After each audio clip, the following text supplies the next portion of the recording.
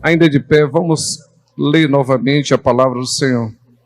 Salmos de número 23. Leiamos a palavra do Senhor. Diz assim: O Senhor é o meu pastor e deitar-me faz em verdes pastos, guia-me mansamente às águas tranquilas, refrigera minha alma, guia-me pelas veredas da justiça, por amor do seu nome. Ainda que eu andasse pelo vale da sombra e da morte, não temeria mal algum, porque tu estás comigo, a tua vara e o teu cajado me consolam. Preparas uma mesa perante mim, na presença dos meus inimigos. Unges a minha cabeça com óleo, o meu cálice transborda. Certamente que a bondade e a misericórdia me seguirão todos os dias da minha vida, e habitarei na casa do Senhor por longos dias. Amém. Glória a Deus. Glória a Deus. Podeis assentar. Quero nessa noite, primeiramente, agradecer a Deus pelo culto, porque nós estamos tendo o privilégio de estar na casa do Senhor nessa noite para aprender no seu santo templo. Então, a Deus, nossa palavra de ação de graças. Meus amados, a gente vir para a casa de Deus, para mim, é um privilégio muito grande que Deus nos concede. A gente ter a oportunidade de vir na casa de Deus e ter prazer em vir. Ter prazer em vir na casa do Senhor. Eu acho isso assim uma coisa muito importante, quando a pessoa vem voluntariamente, porque ama a casa de Deus. A gente olha assim através da Bíblia, você vai vendo, principalmente o rei Davi, um dos seus cânticos, lá no Salmo 132, ele, quando fala a casa de Deus, ele diz assim, ele queria construir a casa de Deus, e ele disse assim, eu não entrarei na tenda em que habito, nem subirei ao leito que durmo, eu não darei sono aos meus olhos, nem repouso às minhas pálpebras, enquanto não achar um lugar para o Senhor, uma casa para o poderoso de Jacó. E ele dizia mais, entremos nestes tabernáculos e prostrar-nos-emos ante os cabelos dos seus pés. Os teus sacerdotes se vistam de justiça e os santos se rejubilem. Salmo 132, ele canta esse desejo de ter um lugar para a casa de Deus. Porque ele percebia assim, eu moro em palácio, mas a arca do Senhor está lá nas tendas. Quem devia estar no palácio era a casa do Senhor. Então esse desejo dele, tão profundo de dar um lugar bonito, Deus não permitiu que ele construísse, foi seu filho Salomão que construiu, mas Davi amava tanto que ele ofertou na casa de Deus uma riqueza imensurável, de ouro, de prata, de ferro, de outros materiais, tudo que foi preciso para a casa, uma riqueza abundante, ele deu dos seus pertences para fazer a casa de Deus. E nós temos hoje a nossa casa de oração, o templo central, nós temos as nossas congregações, nós devemos valorizar isso como um presente de Deus para nossas vidas, para a gente ir à casa de Deus com alegria, e para prestar nosso culto e para ouvir Deus falar. Quantos compartilham essa ideia? Diga glória a Deus. Hoje nós estamos diante de um salmo que consideramos o salmo mais conhecido da Bíblia, Salmo 23. Como disse o irmão que leu, praticamente quase todos os crentes sabem de cor. Quando não sabe de cor, até uma criança sabe dizer assim, o Senhor é meu pastor e nada me faltará. Vamos dizer essa frase junto? O Senhor é o meu pastor e nada me faltará. Irmãos, essa expressão do salmista, que deve ser também a nossa expressão, ele está se relacionando a Deus como Senhor, como seu pastor, aquele que cuida pessoalmente dele. Ele não coloca aqui a palavra nós, ele coloca eu, o singular. Ele fala com Deus de pessoa para pessoa. O Senhor é meu pastor, nada me faltará. Agora eu queria que os irmãos entendessem uma coisa. Vê se os irmãos abrem o coração para entender como o Espírito de Deus tem me feito entender essas coisas. Porque a gente sempre, quando se está falando com Deus, estamos sempre colocando Deus no altar ou colocando Ele no trono lá nas alturas. Isso é uma tradição religiosa que todas as religiões têm. Coloca Deus no altar e adora Ele fora de si. Ou então coloca Ele inimaginável, na sua imaginação, mas como Ele estivesse sentado no trono.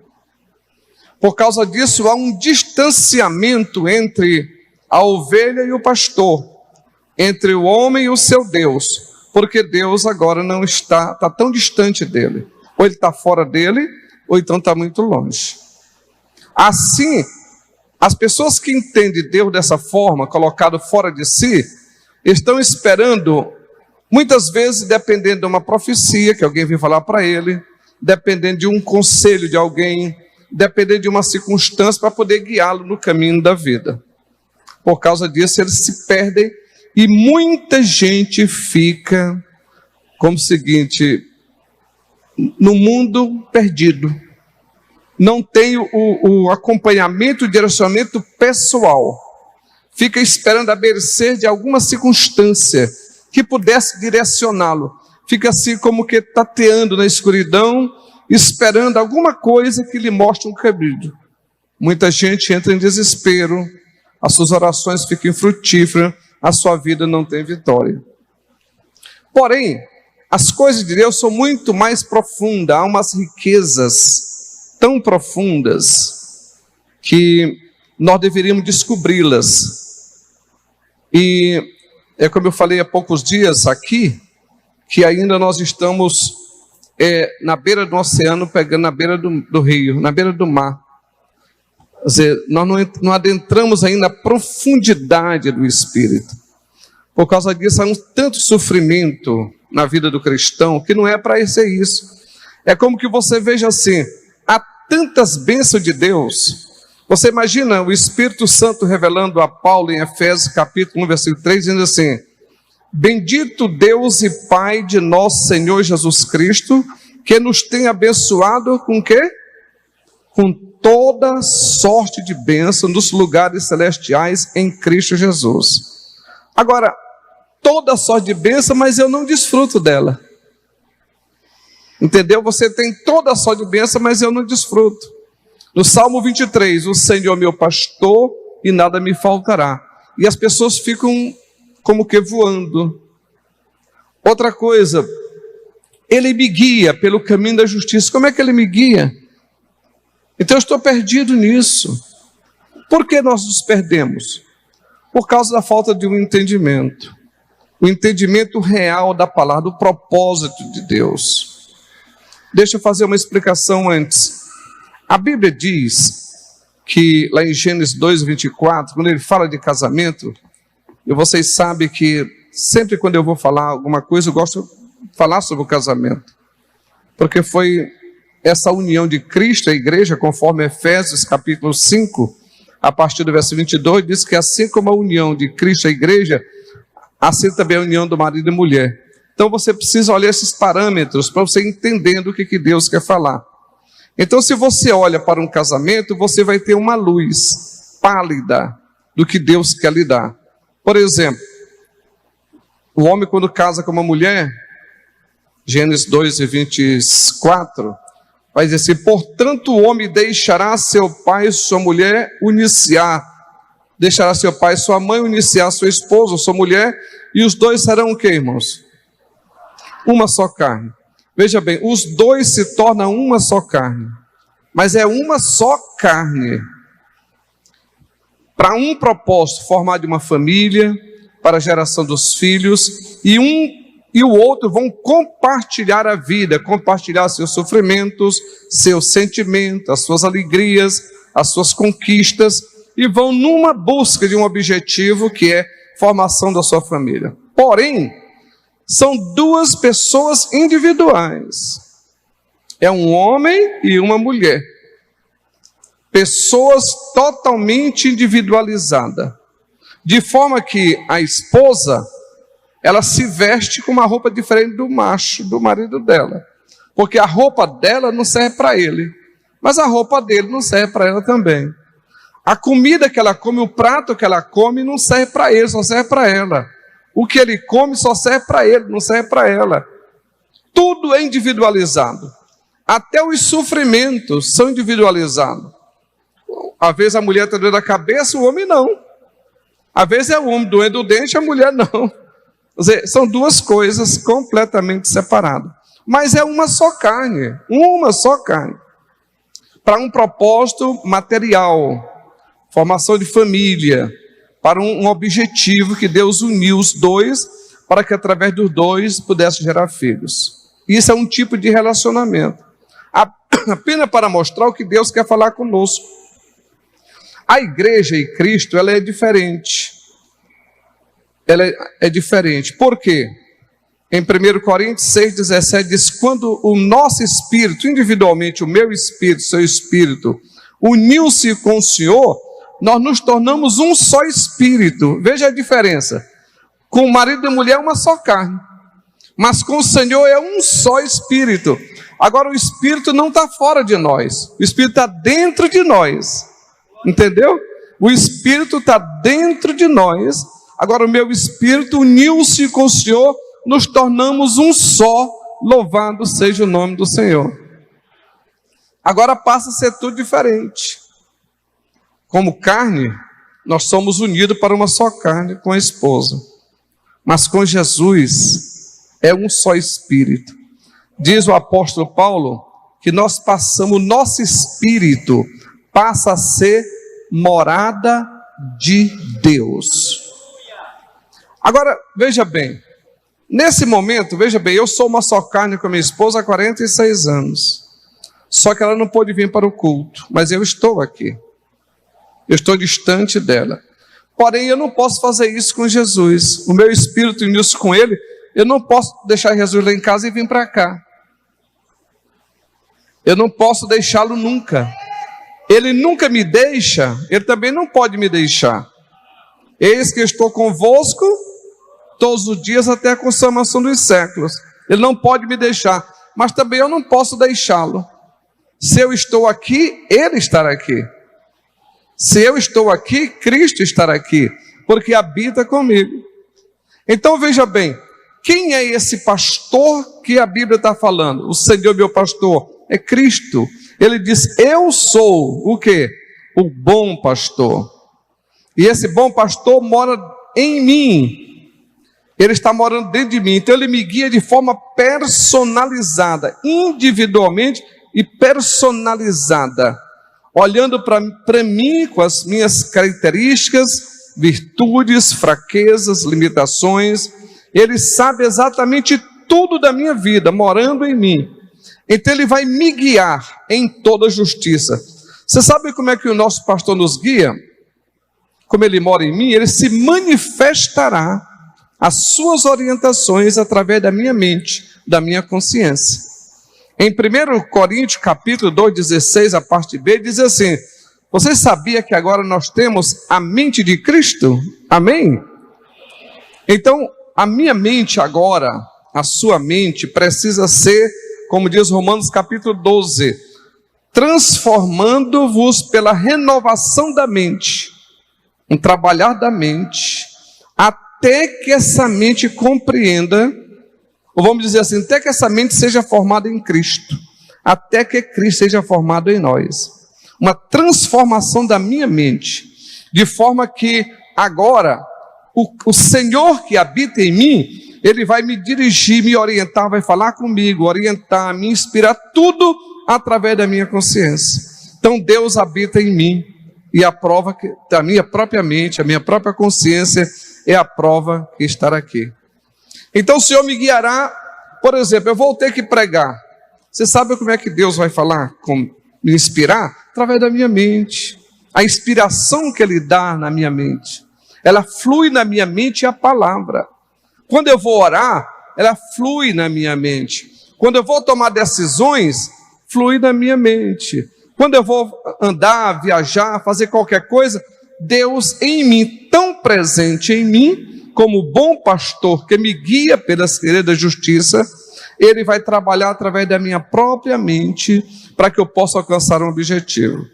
O grande problema que nós enfrentamos é porque, assim, é como disse Paulo, ainda vocês são carnais. Oxalá que todos fossem espirituais.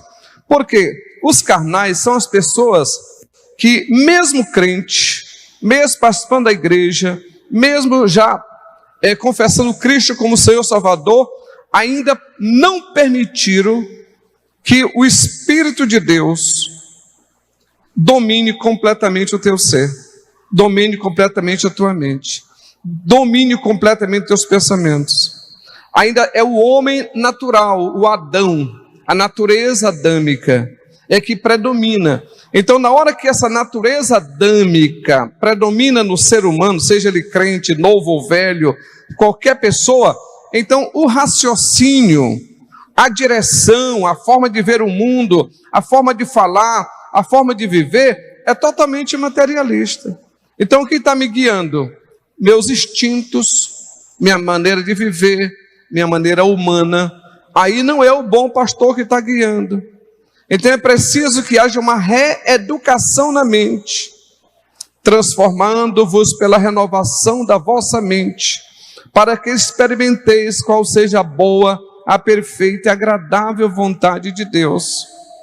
É uma renúncia que você vai fazendo a cada dia, para que Cristo, que habita em mim, que é o meu pastor, possa me conduzir.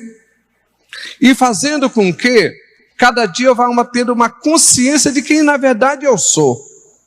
Porque o Espírito que habita em nós, que é o Espírito de Deus, que agora uniu-se conosco, ele vai fazendo nós entender qual é a vontade de Deus. Cada dia sendo mais consciente. Sabe, essa consciência que você vai ter de Deus na sua vida, entender assim, Deus habita em mim. Deus habita em mim. Aonde eu estou, ali Deus está. Eu estou manifestando Deus em todas as minhas ações. Porque tudo que nós vamos fazer, irmãos, tudo, eu estou falando seja material ou espiritual, o crente, tudo que ele faz tem que estar na vontade de Deus. A gente faz uma oração assim, venha a nós o quê? O teu governo, o teu reino. Para quê? Para que a vontade de Deus seja feita na nossa vida, assim como é feita lá no céu. Então toda forma de vida nossa tem que ser na direção do Senhor. Você não pode fazer nada nesta vida que não seja na direção de Deus. O apóstolo Paulo, em 1 Coríntios, capítulo 10 e 31, ele diz assim, até quando você vai comer, ou quando você vai beber, ou fazer qualquer outra coisa, faça isso, para quê? Para a glória de Deus. Você percebe que agora nós não somos de nós mesmos? A natureza adâmica, ela morreu, ela foi renunciada, ela foi abdicada, ela foi colocada, ela foi mortificada. Paulo chega a dizer, mortificai os vossos membros do vosso corpo, matar, mortificar, abdicar, fazer com que ele não tenha influência, de forma que Cristo é que vai prevalecer. Desde o momento que você vai botar uma roupa no corpo, já pensa assim, eu não posso fazer isso só para agradar o Adão, a natureza humana. Eu estou aqui para glorificar o meu Cristo. É Ele que vai direcionar. Não que vai comer, quando vai beber, um relacionamento pessoal, um negócio que vai fazer, uma viagem, tudo, o trabalhar. Em Efésios capítulo 6 diz assim: quando você for trabalhar, fazer qualquer trabalho, não faça para agradar os homens, faça para agradar a Deus. Sabe por quê? Romanos 6 diz assim: porque você não vive para si, você vive para Deus. Você morreu para si, você morreu para o mundo, para viver para Deus.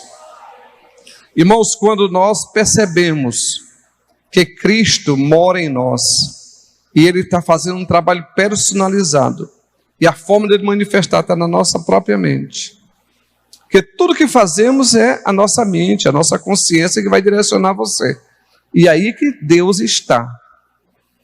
Deus está exatamente na sua mente. Se a mente for carnal, você só vai pensar nas coisas carnais. Mas se a mente for espiritual, você só pensa nas coisas de cima, onde Cristo está assentado à direita de Deus. Agora é interessante, o Senhor é meu pastor, e diz: nada me faltará. Você sabe por que nada me falta? Porque na pessoa de Cristo está toda a plenitude da divindade, está todo o tesouro do conhecimento e todas as riquezas de Deus está na pessoa de Cristo. Tudo está nele e Ele está em nós. Você já pensou Ele estar em mim? Então, o que precisa, Ele suprirá. Filipenses 4,19, o meu Deus suprirá todas as nossas necessidades, segundo as suas riquezas em glória, por meio de Cristo Jesus para convosco.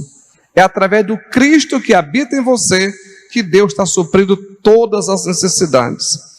Acontece que pelo fato de sermos humanos e ainda estamos agarrados com esse sistema humano, a gente não se desvencilha, a gente está sempre voltado com o olhar para essas coisas. É por causa disso que a gente percebe que está faltando muita coisa. O Senhor está dizendo: eu sou teu pastor, nada te falta. Diz: mas está faltando tudo. Está faltando tudo. Tem gente passando angústia, tem gente enfrentando dificuldade de todo jeito. Como é que pode conciliar isso? É porque quando você olha do ponto de vista material, pode faltar tudo. Mas quando olha do ponto de vista espiritual, não lhe falta nada. Porque o Senhor está suprindo tudo. A verdadeira razão de viver, você vai perceber que a verdadeira razão de você viver é Cristo em você. Você vai perceber que quando você está sadio, fisicamente sadio, é por causa que Cristo deu essa saúde. Se você estiver atravessando uma turbulência na sua saúde, está doente, mas foi Cristo que permitiu isso com um propósito. Se você está empregado, você glorifica a Deus porque o emprego foi Ele que te deu. Se você está desempregado, foi o Senhor que permitiu isso também com um propósito dele. Tudo tem um propósito definido e porque o Senhor está nos guiando pelo caminho da justiça. No Salmo 23 ele vai dizer assim: ainda que eu ande, olha bem, veja uma pessoa que está dizendo assim: o Senhor meu pastor, nada me falta.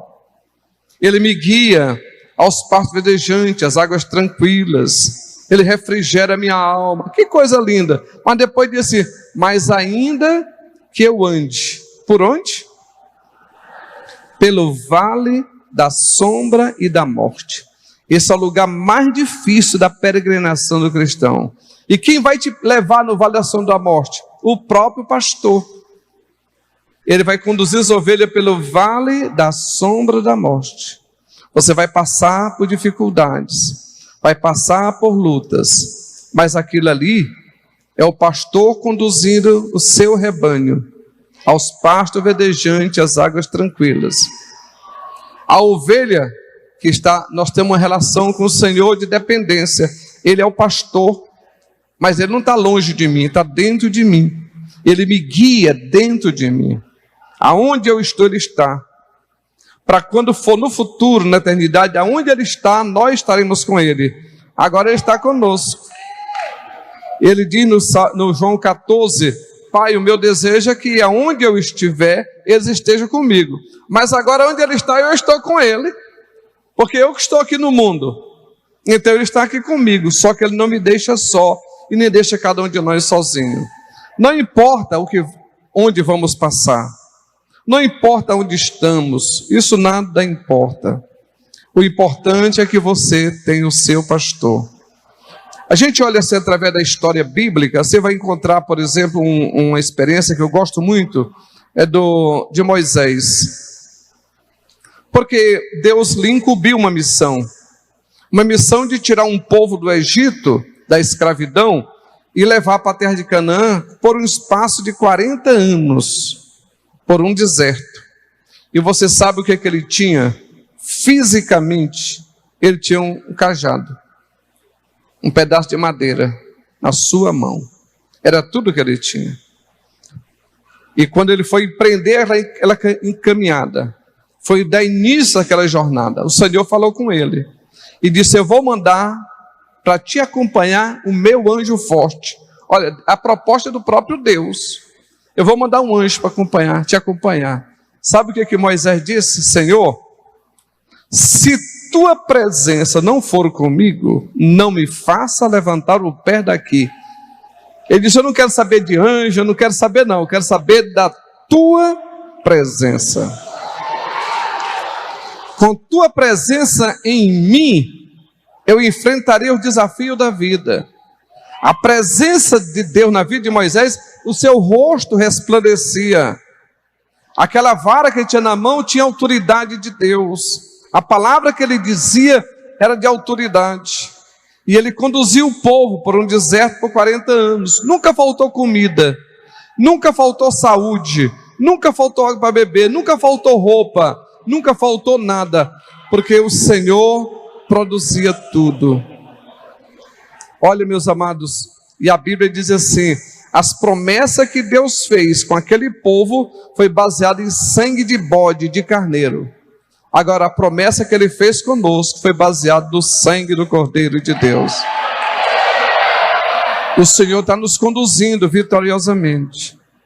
O que precisa haver em nós é esse entendimento: meu Cristo é real na minha vida. E com Ele, andando com Ele, Ele comigo, eu vou até pelo vale da sombra da morte e não temerei mal algum. Sabe por quê? Porque tu estás comigo. Essa é a segurança. Tu estás comigo. Eu estou aqui para viver ou para morrer. Eu estou aqui para ter dias alegres, dias tristes. Estou aqui para trazer uma mensagem poderosa ou um dia que eu não tenha nem inspiração, não importa. Eu apenas estou aqui para fazer a vontade de Deus. E assim a gente passa nessa caminhada em direção ao céu de uma forma vitoriosa, sem angústia, sem angústia. Nós não precisamos ter, o próprio Jesus diz assim, o próprio pastor Jesus diz assim: não andeis ansiosos por coisa alguma desta vida. Não precisa ter ansiedade por nada. Apenas descanse em Deus. Se esconda lá no esconderijo do Altíssimo, que é o próprio Cristo. O lugar de descanso é lá no Cristo. Se esconda nele. Então a sombra do Onipotente você descansará. Você vai vivendo, o Senhor vai cuidando de ti. É bem verdade que nesse processo existe a parte dos homens que tem que fazer. Deus nunca tira de nós nossa responsabilidade. Mas Ele quer que você faça as coisas assim, sob o seu governo. Eu vou dar um exemplo aqui para os irmãos. Quando Jesus chegou em Caná da Galileia, naquele casamento, de um momento Maria, sua mãe, disse assim: Jesus, está faltando vinho. Jesus disse: o que tem a ver com isso? Quer dizer, não é minha responsabilidade cuidar do casamento, eu vim só como convidado. Porém, nesse momento, Maria olha para o serventuário e disse assim: faça tudo o que ele está dizendo. Eles olharam para Jesus, Jesus então começa a dar uma ordem. E a primeira ordem de Jesus foi essa: encha as talhas de água. Vamos dizer que fosse tanques, que cabia não sei quantos litros d'água. Faça o que você precisa fazer, encha de água, material, água comum. Isso você pode fazer. Porém, eram 6 talhas que representavam o número do homem. Quer dizer, aquilo que o homem tem que fazer, você vai ter que fazer. Mas debaixo da orientação dele. Não é fazer porque você quer. É o pastor que vai dar a ordem. É ele que vai dizer, porque se aqueles serventuários, eles enchessem aquelas talhas de água, ia valer o quê, irmão? Apenas para tirar a sede de alguém, não tinha milagre nenhum. Acontece que ele disse: eu agora passo o teu comando. Pega o que vocês podem fazer, encha de água, porque o número 7, que é Deus, estará aqui. Eu sou o número 7. Tem as 6, mas eu sou o 7º. 6 é o homem, o 7 é Deus. E eu estou aqui, o pastor estava ali. Agora a ordem é minha, vai lá e enche de água. Eles encheram d'água. O que a gente faz mais, Jesus? Agora pega essa água e leva lá para o mestre-sala. Quando eles levaram a água, quando o mestre-sala pegou, a água tinha se transformado em vinho. Quem fez o milagre foi o Senhor que fez o milagre.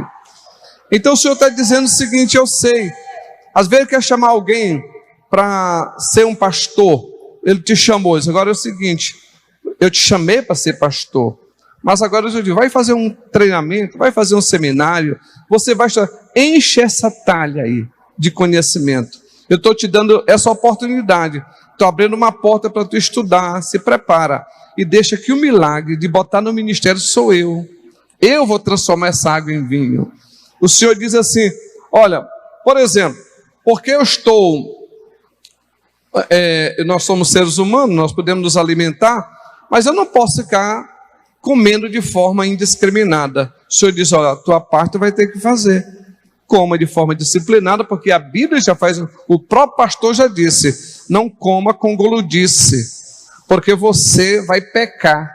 É uma das obras da carne, comer demais. Então coma com prudência. E deixa que o milagre da saúde é eu que te dou. É eu que cuido de ti. Agora, as pessoas, irmãos, é porque saem fazendo as coisas assim, só do ponto de vista humano.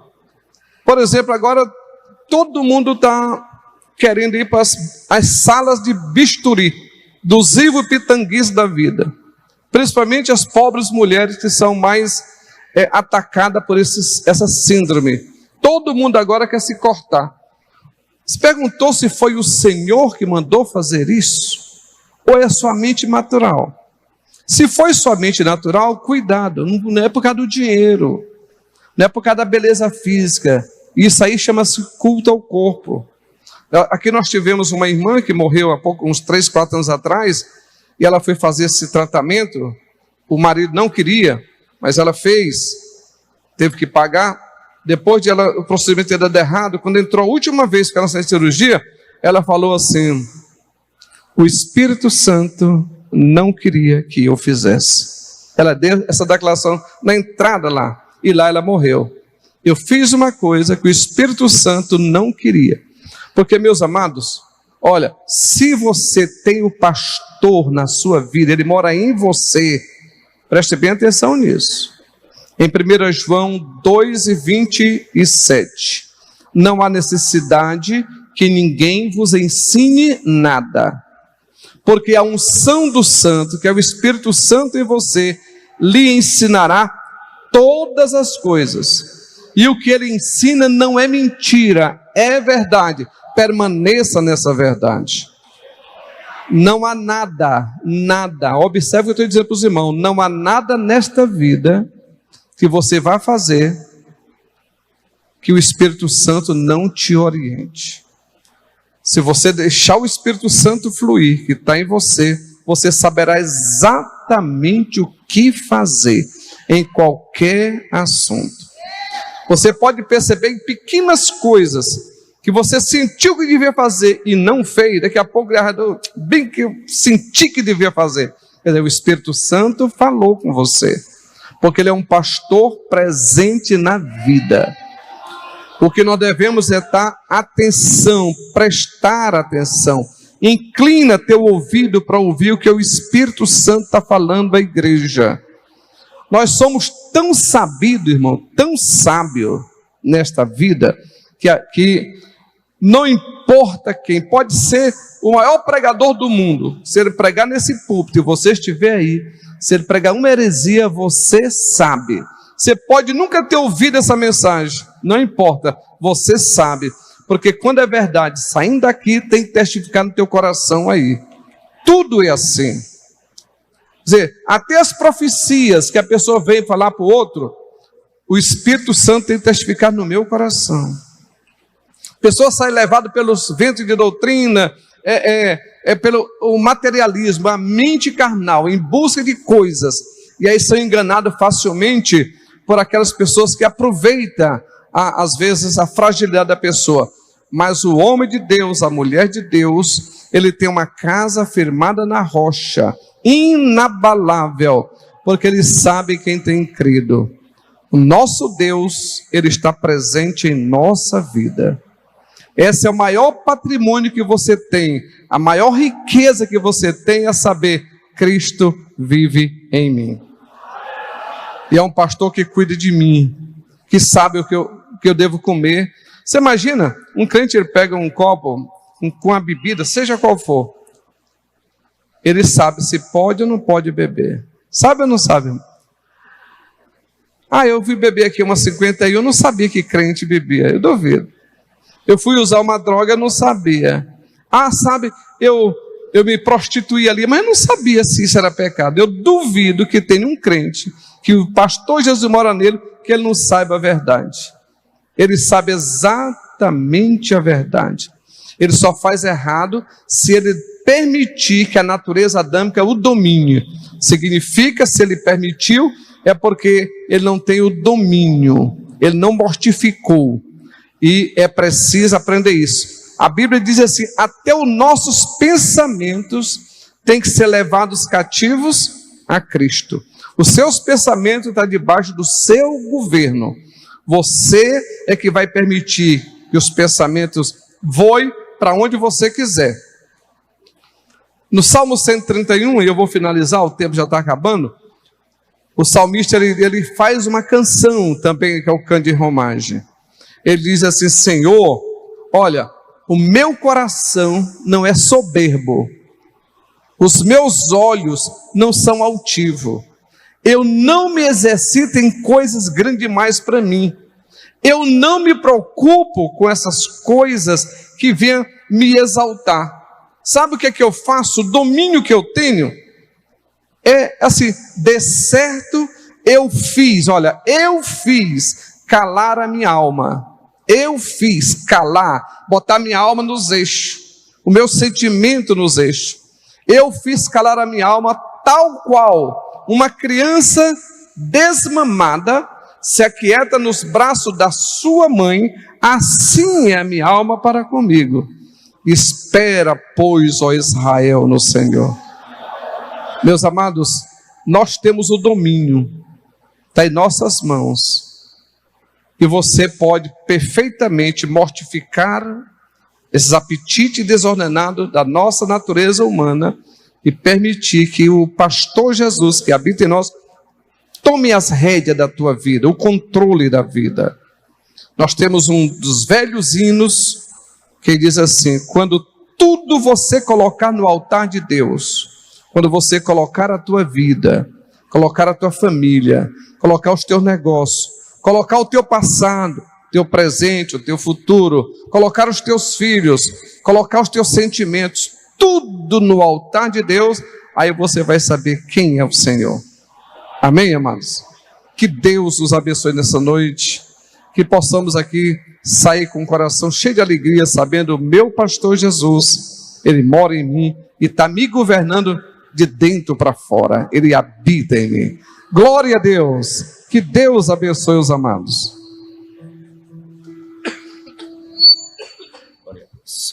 Aleluia! Que mensagem linda, irmãos. Fomos edificados por essa palavra nesta noite. Glória a Deus. Somos um com o Senhor. Nós nos unimos a Ele e somos uma dupla invencível com o Senhor. Ele é o maior. A Bíblia diz que um cordão de 2 dobras não quebra com facilidade. Imagina o homem junto com Deus, Deus junto com o homem. Se torna uma dupla invencível. Glória a Deus. Quem pode glorificar o Senhor? Aleluia. Você é um com o Senhor. E só vai ser arrebatado quem estiver unido com Deus. Então vamos ficar em pé.